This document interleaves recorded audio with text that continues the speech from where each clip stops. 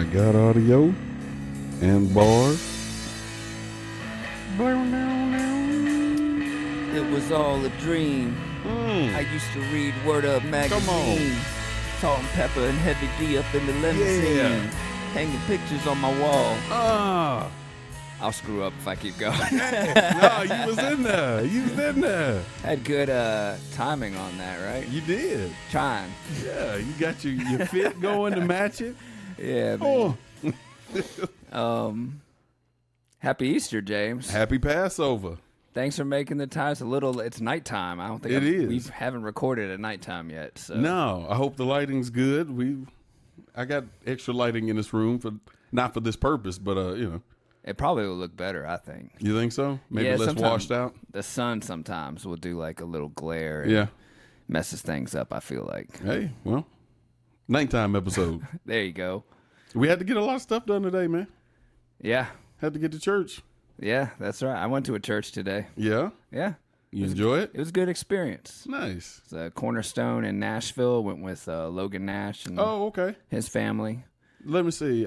Cornerstone, is that by right beside Jefferson Street, right? Man, I couldn't tell you. I'm not Jefferson Street Bridge? Super familiar with the area. Was there a very big bridge next to it? Possibly. Was there a very, very big sign? You know, when I'm driving on the interstate, James. We all know. And I'm looking at MapQuest.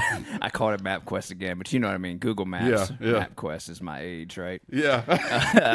I'm looking at Google Maps, and I'm just that's where I'm just like, okay, make sure I know where I'm going. I'm not really paying too much attention to all of the. Did it look like an landmarks old and service merchandise building? No, this is a mega church. This is like a huge, crazy. Did it actually look like a church or an old department store? No, this looked like a legit. Okay. Like steeples and everything on the building? It's intense. It's pretty. It's huge. It was amazing, honestly, inside. Nice. And was it near Top Golf? I don't think so. It's near the Catholic church that's downtown, the diocese. It's like pretty close to there.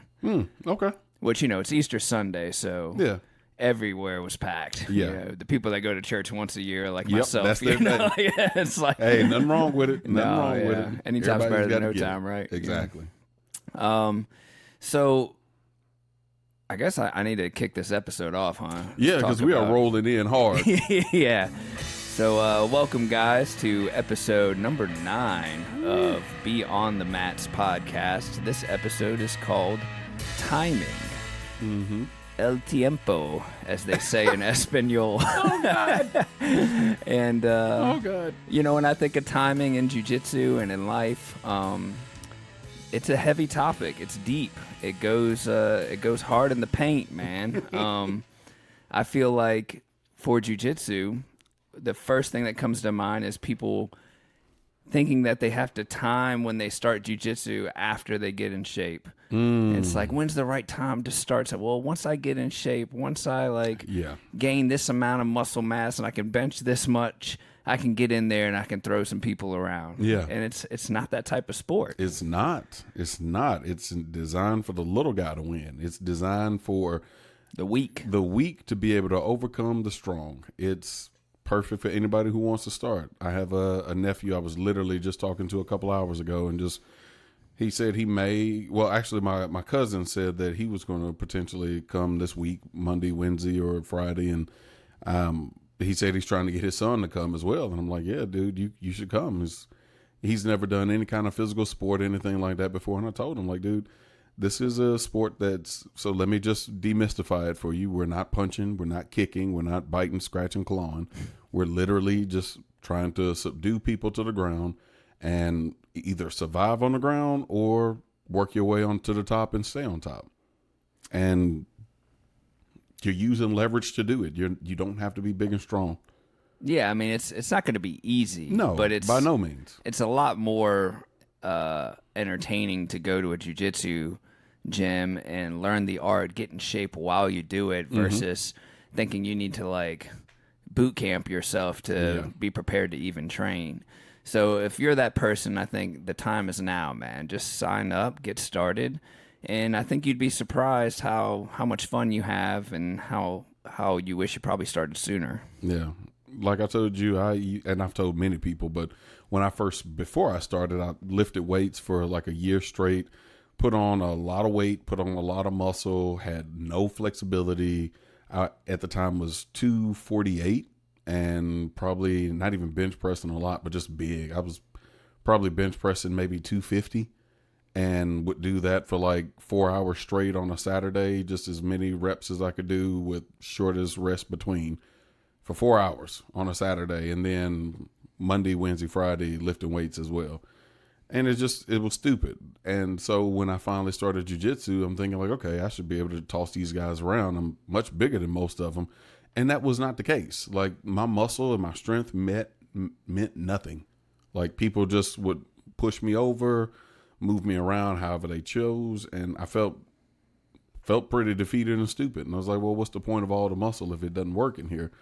And it finally kicked in. I told everybody, well, yeah, I'm going to go and get out of here for the night. And I got to get up early tomorrow so I can work out and lift weights. And one of the guys at the gym was like, what you got to lift weights for? Like, this is a lot of weight to move in here. I mean, you could get a good workout from this. I was like, well, yeah. It's like, what? I mean, what, you got a couch to move or something? You need some help. I mean, we'll help you. We'll be your friends. And I was like, yeah, I guess I could not lift weights and like really double down on this and maybe get the muscle definition that I need. And that's all I've done really. Like I may have had stints here and there where I've lifted weights once or twice while training, but most of my training time has been jiu-jitsu for the last 9 years, and it's taking care of my body. I can't complain. You know, I do think probably, you know, you had said it was stupid what you were doing with the lifting and stuff. I don't think that it was stupid. I think it was just a different idea of self-care, you know. Yeah, no, what I was doing was stupid, Jeff, because 4 hours of just bench pressing? You probably had a lot of stuff internally that you were working through. Yeah, I definitely did. So spiritually, emotionally. Yeah, I was like, okay, I'm just going to get really big arms and chest and then get a really big back. Now, also to that point though, like lifting weights, I do think matters. Like I think for recovery, I think for injury prevention, a little padding. Having put that time in that you did put in, it's probably helped you stay injury free throughout this time. Because I don't really recall you ever having. I mean, from white to brown, usually you get something that happens to you in that amount of time, and we're talking like 8 years. Something usually happens that puts you out for a little while, but I've never seen you out of the gym longer than a week, and that's either if you were out of town, which is very rare, or sick, which is also very rare.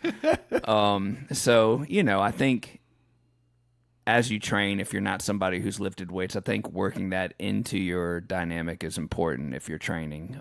Which brings me to my next point, which is when you start jiu-jitsu and you start to realize like, oh, my strength doesn't matter. Well, now you're on time's time.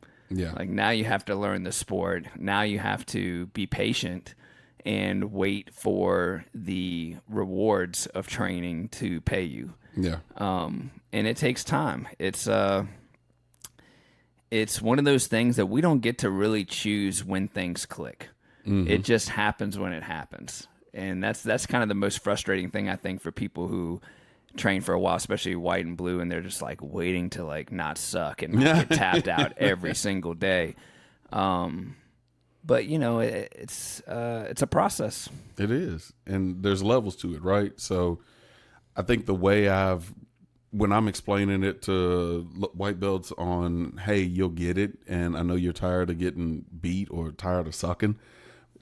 There's levels to it. You first know what can happen. That's the first phase. Like, okay, I know I can get armbarred in different places. Then you start seeing the places where you could get armbarred, even though it's still happening. You see it.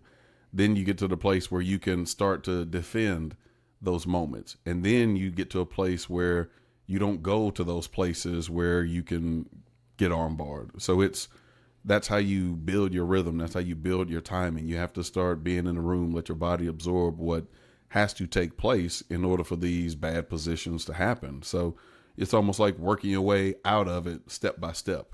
And I always tell these guys too, when they come to me with like their frustrations, I say, you know, mat time is king. Mm-hmm. Like if if you're trying to fit jiu-jitsu into your life and not fit your life into jiu-jitsu, you're going to struggle. Yeah. And you got to be okay with that. You got to pull your ego out of it, because if you know for a fact that my life will only allow me to do 2 or 3 classes a week, you got to level set your expectations and know, like, hey, okay, my progress is going to be a little slower. I got to be okay with that. But if I'm here when I can be, and I'm putting the time in when I am here, like making the most out of this time, then yeah, your progress will go at the pace that you're able to put into it. So I always tell guys, like, they need to have one non-negotiable day. One time a week, whether it's a morning class, lunch class, evening class, one time slot a week that is non-negotiable. Yeah. And if you miss it, you've got to make it up, you know, and like, hopefully you're training more than one day a week, but having that non-negotiable time when life gets busy, you know that time is set aside for you. Like, that's your self-care time. That's the time you get to do something fun for you.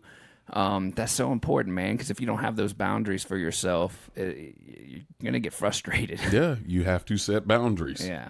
If you don't, you're going to end up probably hating your life, going into depression. And the best way to avoid that is giving yourself back some of your own time. And I know that could be hard. I know it could be challenging depending on your job, your family, but if your family loves you, they will give you 1 hour of your life. You just got to figure out how to make that compromise. Now, it's like injury prevention, right? Like, most people who come in to jiu-jitsu and start, they're going one speed.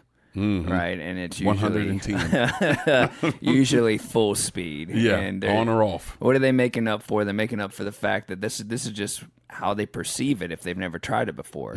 They think jiu-jitsu, they think MMA. Yeah, you know, UFC just started a jiu-jitsu program, but the name UFC is in the program, so it doesn't really do favors for beginners in the sport. You know, especially when they see these guys going crazy trying to submit each other and choke each other out and flying across the whole pit or whatever they're training in. And I think the biggest piece of advice I can give a newcomer is to go as slow as possible. This little dog just came in. What in the world? I didn't shut the door. Oh, shoot. Sorry, folks. This is Sasuke. Somebody come get him, please. Jesus Christ. Thanks, Jeff. No problem. Yeah, well, that happened. There's 3 of them in the house. That's okay. Yeah. That's a nice little segue. Yeah.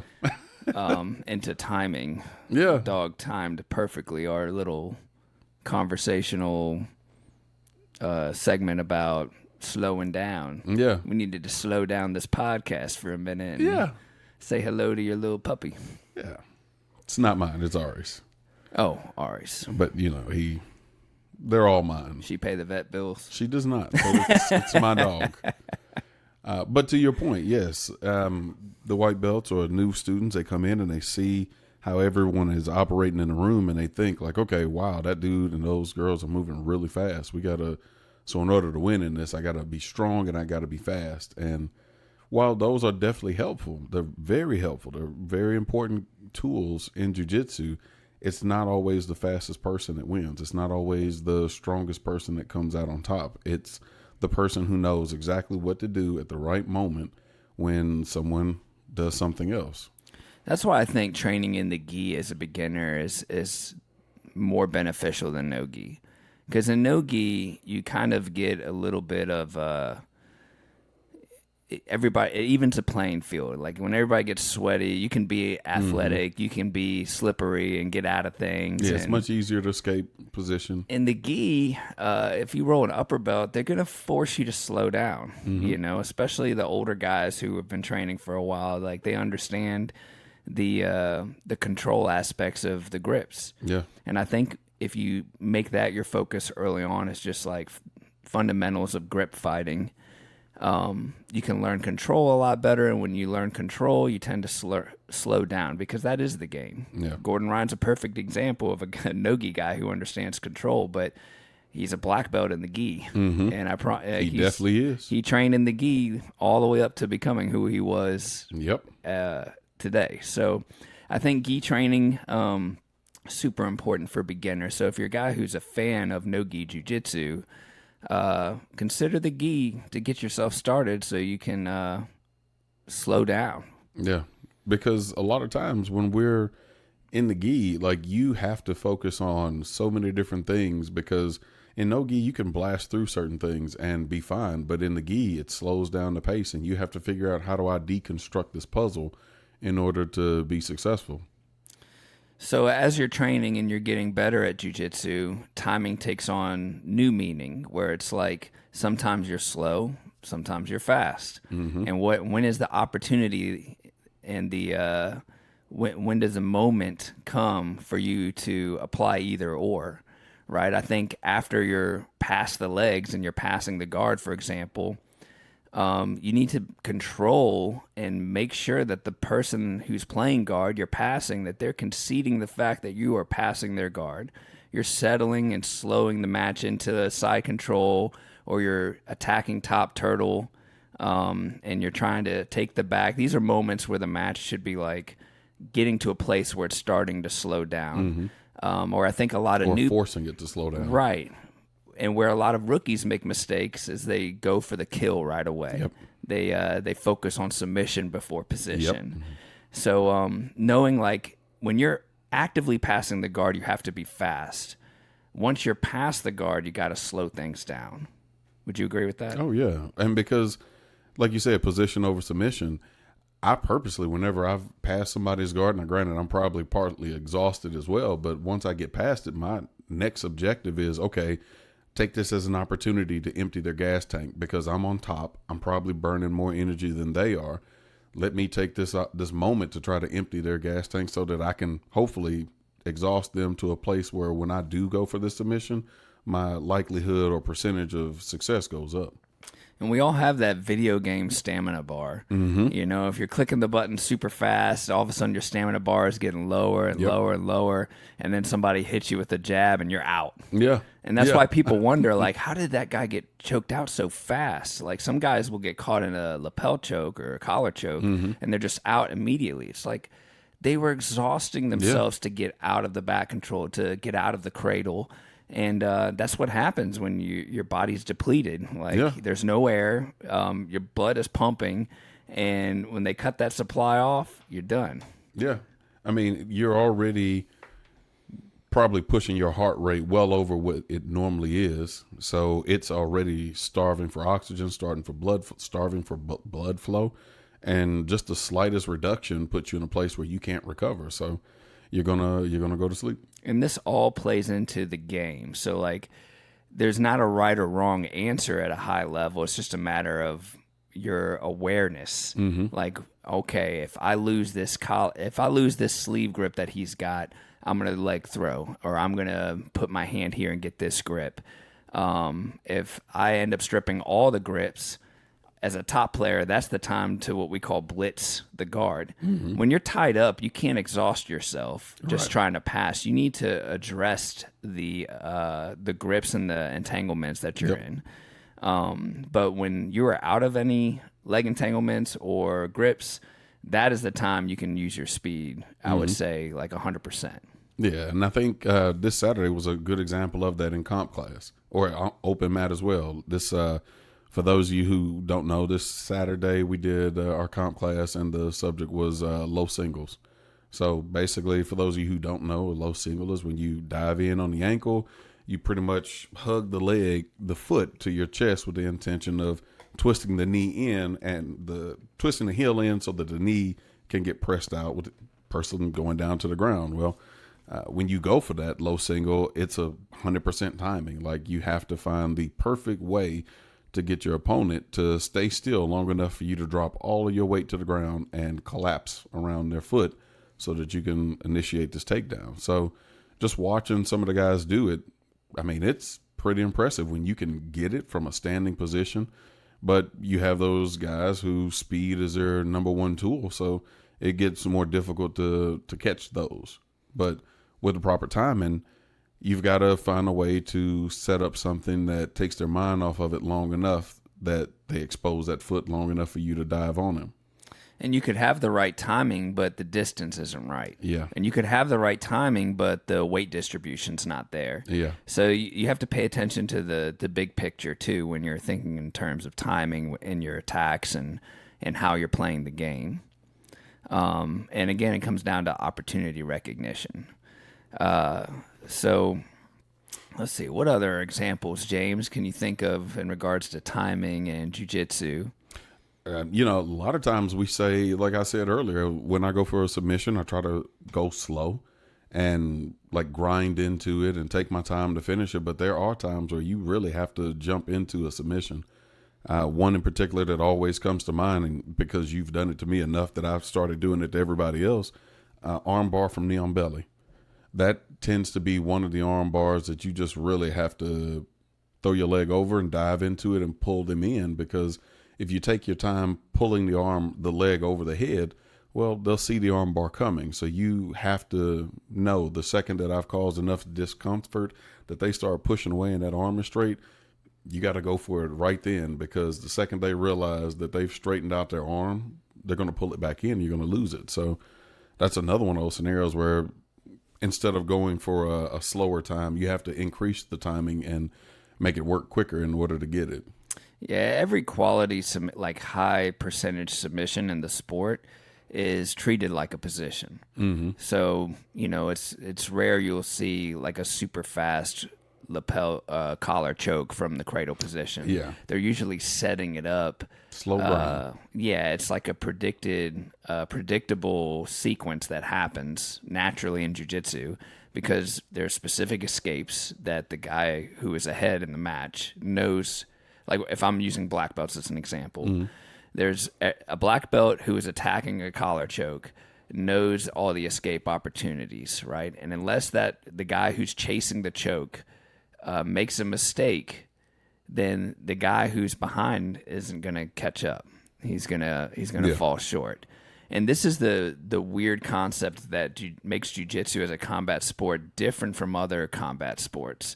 Where like in the UFC, it's clear. It's like, oh yeah, this guy got pummeled. Yeah. He got dominated in wrestling, ground and pound, and then just quit when the armbar happened. Or, it's rare you see like a very predictable sequence. And jiu-jitsu is kind of like zeroed in on that. If you watch like high-level black belt matches, like let's use Tynan Dalpra as an example. Watch Tynan Dalpra's passing.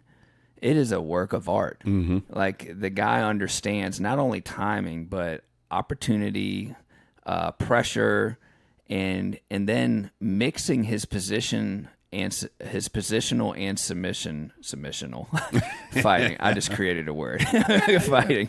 But like, submissional. If I had it, I mean, it's hard to explain unless you watch him, but he would be somebody I would recommend anybody who's new to the sport to kind of see how deep the game goes. Yeah. I mean, because when you watch him work, sometimes I've seen him pull the situations out, and it's like, how in the world did he connect those two combos together in order to turn a pass into a submission? And it's just, like you said, it's a work of art, and it's timing at its highest level, because it's almost like he has figured out exactly what his opponent's going to do to respond to everything he gives him, and has pretty much played out the entire match in his head weeks, moments in advance. But he just looks like he already knew how it was going to play out, and this is exactly what I'm going to do to finish. Now, in terms of timing, I also think about timing of like when to train hard and when to train relaxed. Yeah. The difference between a flow roll and a competition roll. So like, for example, don't attend a competition class if you think you're going to be flow rolling with everybody the whole day. You do have to conserve your energy, but you have to be focused and in the match. You can't expect, especially some of these guys who have those dense stamina bars that can just go, go, go, go, go. Or the guys that are ridiculously strong that can move you around in ways that they shouldn't be able to. Yeah. So, I mean, you just have to prepare for intense training sessions. Yeah. That is the time to train, to prepare for intensity.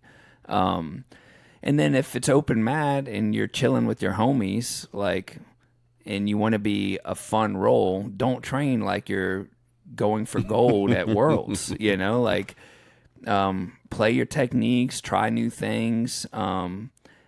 Don't be afraid to give up position to work escapes. Yeah. I think they say that's important for upper belts. I think it's important at all levels because, I mean, for one thing, if you're a lower level, you're always in that position anyway. But if you're fighting so hard against upper belts to not be in those positions, like, you're missing out on huge growth. Yeah. Like, accept the fact that you're going to have your back taken, accept the fact that you're going to be bottom side control, and relax. Like, that's a great opportunity to slow the game down and, focus on your escapes. Yeah. I would still say be selective of who you do that with and what you allow, because I've got firsthand experience. Sometimes I let people do things like that to me, and that's when I end up getting hurt because they're like, oh, wow, I got James's back. And before you know it, I get a elbow or a forearm right across the bridge of my nose or get kneed right in the face. Yes, because they see the opportunity and they're so excited that they go for it. And not knowing that I'm letting them have this moment, they end up hurting me out of excitement of, let me hurry up and get there before he closes up this window. So you still got to be protective. This is a great tip for upper belts, I think. What's that? Is like, I tell upper belts that with white belts, you can't really flow roll until they're in a position of control. So, like, for example, like, you do a quick takedown and you're in top side control. That's the part where you can kind of start to slow down and see, like, can I let them get to guard, and then break their guard and open it. You have to be quick to dictate where the match goes versus being whimsical and letting them lead that. As an upper belt, you have to lead that situation. Gotcha. But I think as a white belt with another white belt, yeah, I think it's hard to say, like, all right, white belts, go flow roll. Like, they don't know what they're doing. So that's not a thing. All they know is, like, Valhalla. Fight, fight, murder, death, kill. Yeah, so they kind of have to train that way, and that's part of the process. Yeah. And I guess more or less what I was saying is when you feel dominated as a white belt by an upper belt, you need to be okay with being submissive in those moments and just working on something outside of trying to beat the more experienced guys. Yeah. I mean, just know that this isn't your time. Right. You haven't got to that level where that you can call your shot and say, okay, well, I know I can catch this arm bar here and I don't have to worry about holding this position down. So I think if I had to wrap up timing for jiu-jitsu, something else I feel like people would want to listen to is about timing for promotions. And, like, when they can expect stripes, when can they expect their next belt level.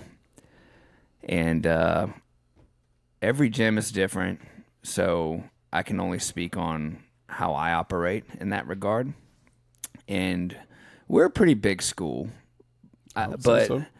The people that, as the head instructor, the people that I typically promote are the people that I see the most. So, like, if you're in the training room day in and day out, and your instructor doesn't take notice of that, that could be a problem, Sometimes it might feel like they need to do something else to stand out if they're in, like, a huge gym where it's like 50 to 100 people in a class.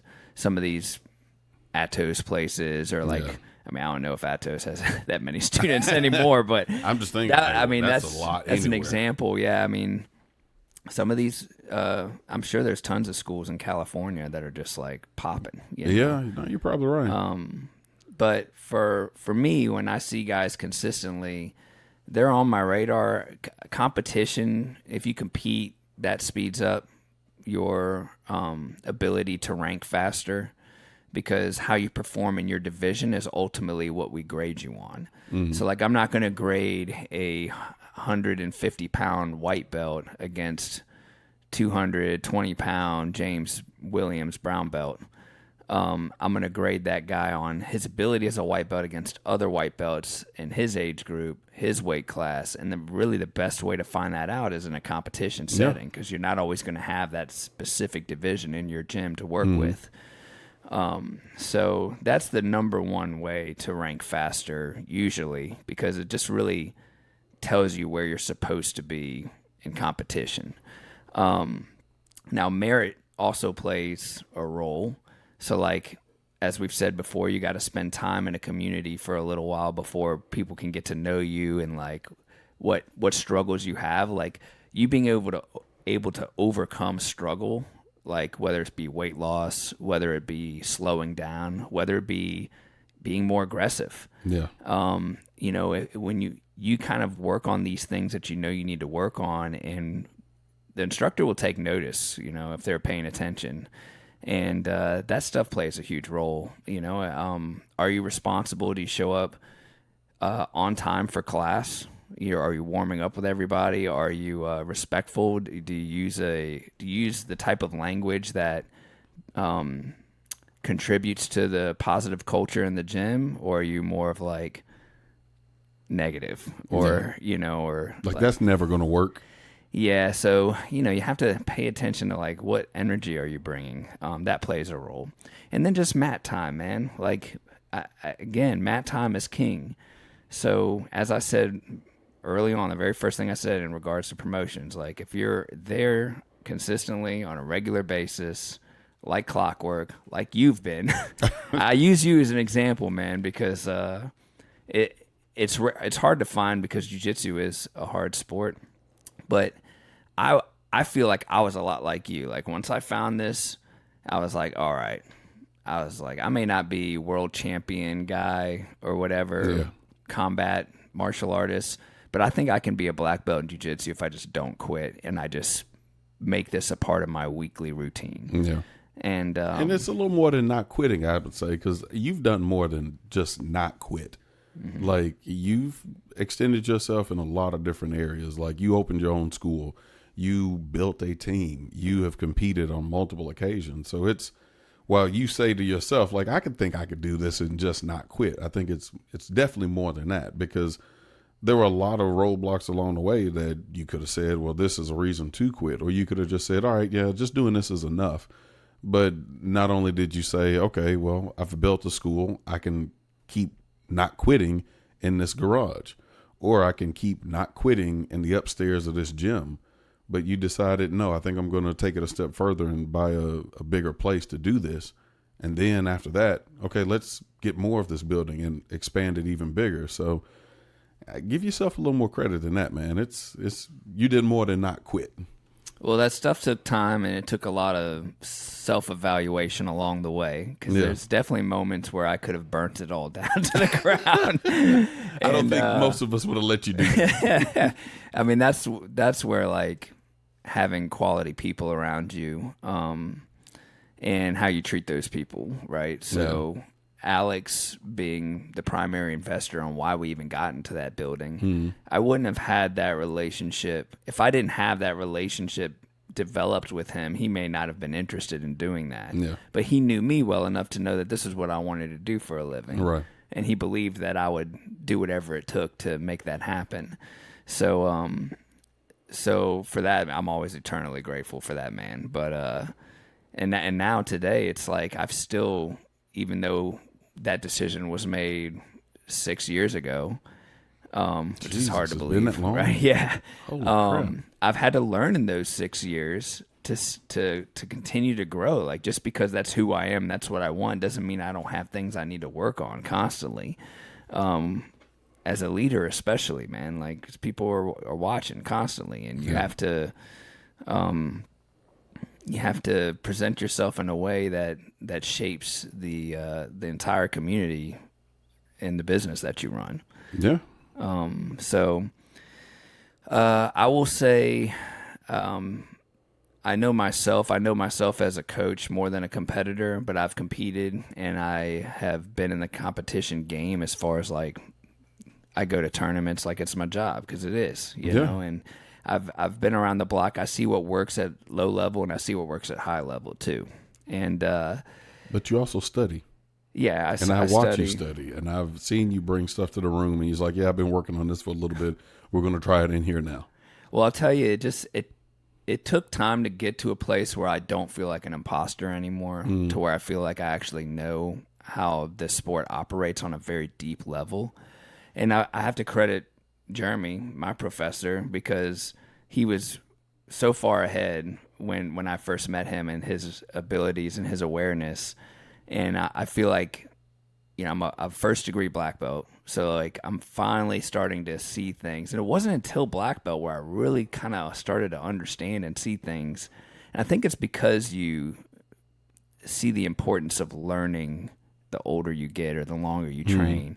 Because there's some, I think at purple belt, brown belt, you're like, all right, I've seen an arm bar 100 times. I know an arm bar. Yeah. And then you just ignore arm bars for a while. And then all of a sudden somebody teaches an arm bar and you're like, I don't know arm bars. I need to revisit this basic move because I've been doing it wrong and not thinking about the black belt level details behind what makes it work. So, in that regard, I had to give time, and I can't expect to have black belt knowledge as a purple belt or as a brown belt. But here's what I can expect. I can shape my attitude at that level to be that of a black belt. So one thing as a purple belt, especially when I started my business, is I was like, I can't be in this insecure purple belt trying to start a jiu-jitsu school. So I've really tried mentally to carry myself as if I was already a black belt. Mm-hmm. So that was super important to me. And I may not have always exhibited that, but that was the thought process that I tried to hold on to during that time to carry me through those moments of self-doubt. Like, what would black belt Jeff, how would he run things? How would he, structure? Yeah, I just lost my train of thought, but you know what I'm saying. Yeah. It's funny you say that, and to me, you've always been a black belt. Like every role that I've ever had with you, I've always viewed you as a black belt. Like from the day I started until even before the last role we had before you got your black belt, you've always felt to me like rolling with a black belt. It's just whatever I did, you always had an answer for it. You always have an answer for it. It's just one of those things where, and I don't know if it's because we roll together a lot, you pick up on what I do and what I don't do, so you can kind of take me apart a lot, eat more easily. But I mean, it's always been a super challenging role whenever I've been with you. And whether people see it and it's like, hey man, y'all are doing really well together, what they don't understand is I am fighting to survive. Well, I appreciate that, man. But enough about me. I think we've covered a lot with the jiu-jitsu and the timing stuff. Yeah. I think now, like, how do we translate timing into life? I mean, it's all about how you decide when it's time to move to or away from something. When is the time to make a choice? A lot of times, I think when we look at timing from a day-to-day standpoint, it's wrapped around usually choices, I think. It's either a choice to move on to something. It's a choice to stay in something.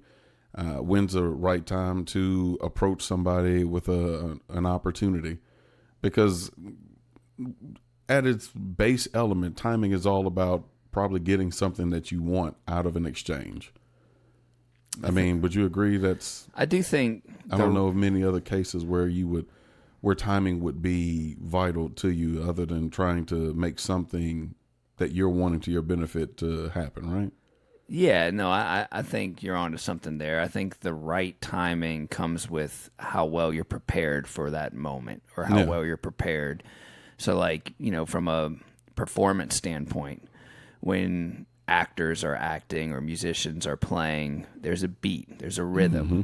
And what they want is to follow that rhythm and to hit the beats at the right moments for emotional impact. Yeah.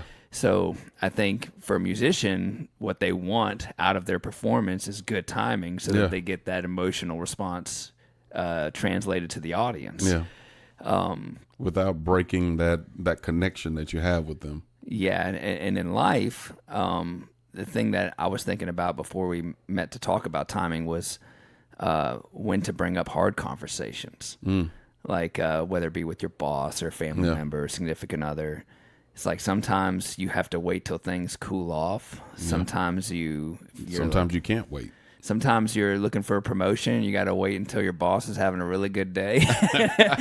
And you come up to them and you're like, hey, let's go grab lunch on me. Yeah. You know, and I'll give you some ideas about how you can give me more money. Yeah, right. But, you know, you mentioned the music or artist aspect of it. If I remember right, comedians. Oh, yeah. Comedy is timing plus something else, and I can't remember what delivery. Timing plus delivery. So you could be the funniest guy in the world, but if you don't time it right, it doesn't hit the same way it does if you knew exactly when to drop that punchline. So timing in real life, it's a lot of the necessities. Oh, good example. I'm teaching Jarrell how to drive. And when it comes time to make a right hand turn, it's challenging for him. So I have to tell him, like, hey, you have to time when you turn the wheel so that we don't roll over this curve. You got to advance forward a little bit, start to turn the wheel, and time the moment that you really spin the wheel, and then accelerate, then come back. So I think timing plays into a lot that we do. It's even like riding a motorcycle. One thing that you do if you want to get a wheelie, you got to get your RPMs up, but you got to time it just right to pop the clutch so the front wheel comes up and you can stay balanced without getting tossed off. Yeah. Yeah. I mean, because that's gross. It's never happened to me, but I've had some scary moments where I came up and thought I was going to go all the way back. Oh, wow. Yeah. So I don't do it a lot. No, that's probably good. It's for the best. I have children now. Yeah, you got to be careful. Yeah, mostly. I got life insurance. Keep your helmet on. Sometimes. No, I do. Don't want to get in trouble. My mom may watch this. I don't know. Yeah. I think where I've needed the most help in life is knowing exactly when to bring up things during an argument. Yeah. Like, I think during an argument is where timing is so important, because somebody might be pressing you on something and you might have some kind of built up frustration or resentment about something during that argument that you're like, now's the time to bring it. Feels like a juicy time to bring it up. You're like, oh, this person's coming down on me. Well, what about this? You know? And a lot of times when you start throwing shit at one another, that's not the right answer. Yeah. Like, I think you have to eat it. I think you have to eat it for a little bit. You got to let the person get out what they want to get out. And sometimes you may not have to bring up the thing at all, especially when you realize, I'm not even really upset about that. I was just trying to think of things to throw at you in the moment. So pausing, you know, and thinking about the context of what's happening, and sometimes slowing down to listen to what the other person has to get off their chest and get out, even if it's not the nicest thing in the world. It's like being able to give that person the time to say their thing and not have something to throw back at them. Does that make sense? So, like, all right, be receptive. I'm absorbing this. Like, you know, I hear what you're saying. I don't know if I agree with it yet, but I promise I'll revisit this conversation with you, and I'll let you know where I stand and what things matter. Because when you're angry, dude, or when you're feeling any kind of emotion, it can skew your idea of what's appropriate. Yeah, or how to say it. Yeah, or the tone of which, or whether or not it's something that even needs to be said. So, and if it is something that's important to you that you feel like needs to be said, it's probably not the right time to bring it up. If the other person is already on something else, and they're like, that's what context matters, right? It's really easy in arguments sometimes to be all over the place. And it's like, why did this even start to begin with? We're talking about this one thing, you know? I think if, to go in line with timing, you also can find at times that if you are so pressed about saying something that you feel like is important in that moment, but you just push it out, you may find that it's not received. They may not hear it. They may not understand it. So that's another reason why the timing becomes so vital, because everybody just wants to be understood. End of the day, anytime an argument is taking place, the people that are in that argument just want to be understood. And if you're able to time it where you can absorb yourself or set yourself back enough that you can just absorb what's getting thrown your way and listen, seek understanding before being understood, you may find that, okay, I can put out the fire on the other person's side if I just give them the moment to show them that, hey, I understand what you're saying. I hear you. You are heard. And then maybe they'll be in more of a receptive mode to be able to hear what you have to say. So it's just a matter of timing that time when you say the thing that's bothering you most, or the thing that's kind of put you in the situation you're in. And then your environment and the time of day too, like all that stuff plays in. So if it's first thing in the morning and you got this thing weighing on you and you can't be happy unless you dish it off to somebody, it's like first thing in the morning might not be the best time if you know that individual is not a morning person. Yeah. You know? Like, I mean, don't do it for the sake of saying, hey, I got to get rid of this because it's bothering me. So you just got to eat it and deal with how it makes you feel the rest of the day as you go to work or whatever you have selfish to do. behavior. It is. It is. Sometimes you got to carry it. I mean, it's just the way life is. Sometimes we have to carry things because if we really want resolution and compromise, we have to be willing to carry some weight. Yeah. I mean, you've already carried it up to the moment that you feel like you want to say something. So just be considerate of the timing. If you want it to end, then yeah, timing be damned. Go ahead and say what you got to say and be on your way. But if you actually care and you want to see something positive come from it, you want to see growth or improvement, you have to consider the timing. Like the negative, the bad side of it is saying like, hey, I want to break up with this person, but I wait until we go on a great date. We go to the fair, we hang out all day, we go to the beach, we have a great time. And at the end of the day, we're on the way home, and I was like, hey, just so you know, I want to break up with you because I'm done with this. Like, that's bad timing. Like, you are definitely going to get stalked. Like, your car is going to get spray painted with all kinds of profanities, and somebody's going to pour engine oil and brake fluid all over your car. Oh, man. Yeah, so it just reminds me of being young. Yeah, I mean, you know.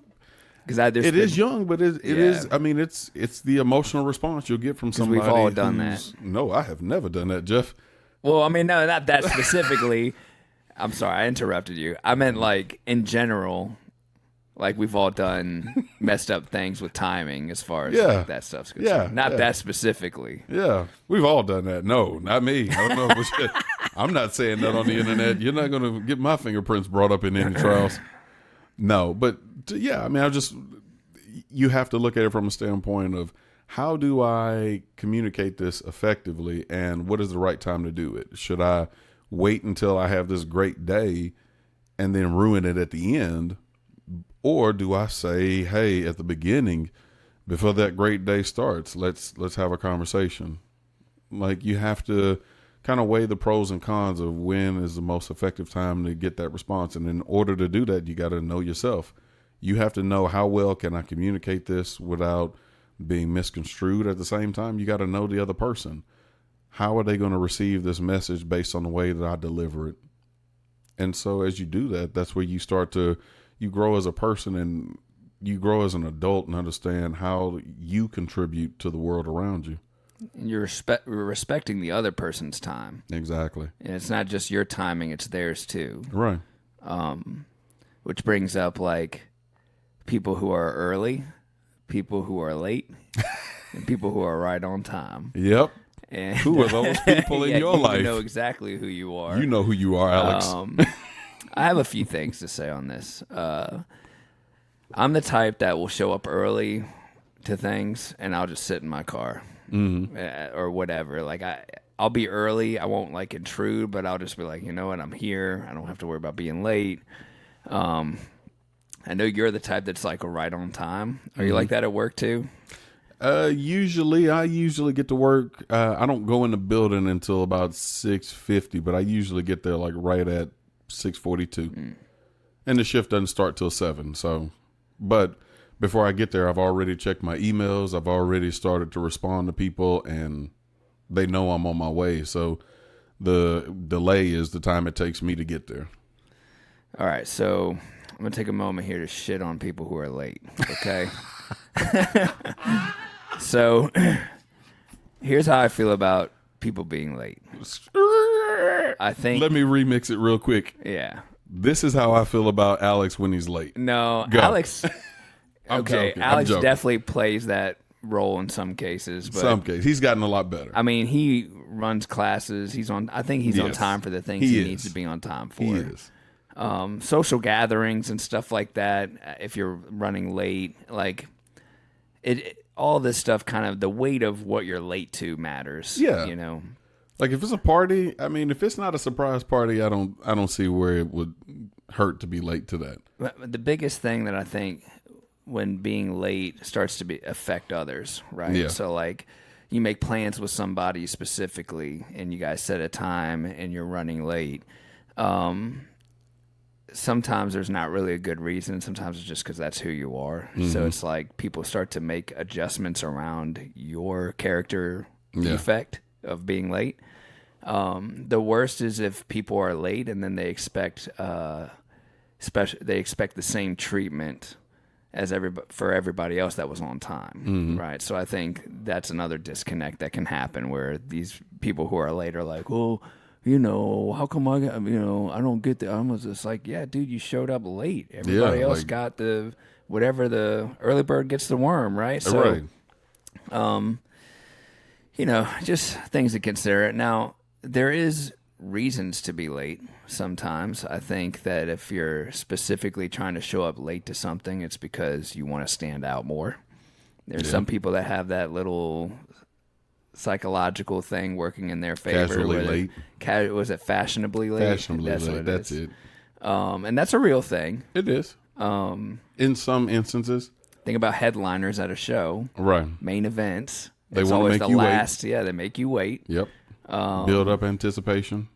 So, I think not to be too aggressive towards people who are late, but we see your game. Yeah. Yeah. We're watching you. It's all about you. We get it. Yeah. Charlie. I'm joking. I joke. I kid a lot because there is purple belts always skipped a warm up. That was the joke that I always heard as I was going to get my purple belt and as I was a purple belt. It's always purple belt skip the warm up, aka you come in late.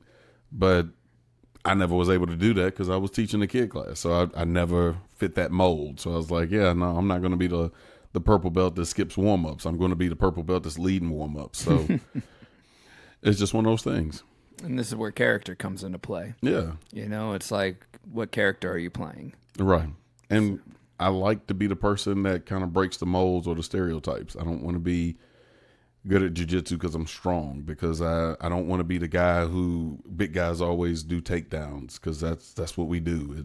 I want to do the opposite of the crowd. If it's everybody's getting late, I want to be early. If it's everybody's playing top game, all right, I'll play bottom. And I think that timing in my life has worked out because I feel like my body's holding up and I'm able to get places at least on time. So, and if I am going to be late, you'll get a text from me and it'll be well in advance of like, hey, this is not me leaving at the time I'd normally leave. Jeff, I'm going to be running late, and going to be running late maybe 5 minutes, but even still in my world, it's like, hey, no, I'd normally be sitting in the parking lot 6 minutes before it's time to come in. Yeah. No, I think that's all good. And just to kind of wrap up timing, because where are we at? What's our 53 minutes. 53 is pretty good. Mm-hmm. If I had to wrap up timing, I would say, what would you say, James? 'Cause we covered so much. I'm like, how do I shrink this down for like into a 2, 3, 4 line sentence? Yeah. How would you summarize timing? If I were to summarize timing for your personal life and jiu-jitsu, it's a matter of determining it takes a lot of self-reflection. You have to look at your personal life and say, what aspects of my life do I need to be focused on ensuring that I'm addressing them before they negatively impact me, but at the same time that I get to maximize my return on what I'm investing. From a jiu-jitsu standpoint, I would summarize it as timing is the thing that you will get after you have invested more of it into the mats. Yeah, I think whether you're moving fast or whether you're moving slow, it's when you apply that timing that matters most. And yeah, and happy Easter. Yeah, happy Passover. This is a good podcast. I felt like we were hitting all the beats today, man. I felt like the episode was named timing, we had to have the timing on point. You know what I'm saying? And not only that, you had to do it at a different time. Yeah. Like, we planned it that way because it was perfect timing. And there's so many things I'm sure we could have and just like all the episodes, I think back, I'm like, man, we could have covered this, we could have covered that. So as we progress with recording these episodes, and episode 10 we'll do something fun, and but you know, we may revisit topics like you've kind of heard us already kind of touch back on things, but we'll try our very best to stay on topic with whatever it is we have planned for you guys. As far as our social media, guys, if you listen and you enjoy the show, you get some kind of value out of it, whether it be entertaining or you get some nuggets of experience that we've shared with you that you can use to your benefit. You can follow us, for one. We have an Instagram, we have a Facebook, we have Spotify, we have YouTube. All of those, the handle is at beyondthemats.com. It's all 4 words, be on the mats, squished together. And leave us a comment. You can shoot us an email. We have beyondthemats@gmail. You can tell us anything you want us to talk about. Maybe you have something going on that you just want us to discuss. It doesn't even have to be related to any topic that we have. We can just answer a message from you guys. And again, we're not experts. Let me make that clear. We're not experts at anything other than maybe jiu-jitsu, but I will say that you are. Being 40-year-old, you're like 45, right? 50. He's about to say 50. He's a lot older than me. Is what I'm 45. Older and bigger. But he, both of us have made mistakes. We've learned from those mistakes, and that's all we want to do is be helpful. Yeah, like I think that's where we're not going to tell you to do something that right. Please. That would be like that would hurt you or whatever, or somebody else. Or somebody else. Yeah, I mean, we would. I think our intention behind this whole podcast is to be of use to you guys. So utilize it if you care to. Yeah, I mean, we both have collectively made enough mistakes that we probably both should be dead for different things we've done at different points in our lives. And so if I can prevent somebody from having a bad experience or help somebody's life be a lot smoother just by something I've experienced, just like I've learned from my parents, like, hey, have at it. I would love to see everybody in the world succeed. If I could be a part of your story just by giving you a little nugget of information here and there that makes things better for you, I love it. That makes my day. Yeah, and you can be anonymous too. Like, it doesn't have to be, we don't have to share names or anything like that. So, we appreciate it. It helps us. So thank you guys. And, appreciate you, James. Appreciate you too, brother. All right. Take care. Later.